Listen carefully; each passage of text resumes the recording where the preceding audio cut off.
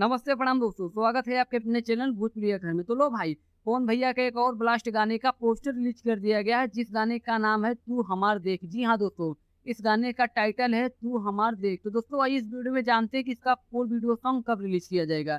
तो दोस्तों वीडियो को लास्ट तक जरूर देखें, और जो भी भाई हमारे चैनल को सब्सक्राइब नहीं किए तो भाई आप लोग से एक रिक्वेस्ट है, चैनल को सब्सक्राइब करना ना भूले। तो चलिए दोस्तों वीडियो को शुरू करते हैं। दोस्तों बात करें पवन भैया के इस नए वाले गाने का, जिस गाने का नाम है तू हमार देख। तो दोस्तों गाना तो एकदम तगड़ा होने वाला है। जी हाँ दोस्तों, इस गाने को गाए हैं पावर स्टार पवन सिंह और शिल्पी राज, और इस गाने को लिखे हैं सत्यवीर सिंह, और इस गाने में म्यूजिक दिए हैं रोशन सिंह। तो दोस्तों बात करें इस गाने में एक्ट्रेस की, तो दोस्तों इस गाने में एक्ट्रेस हैं सौम्या पांडे।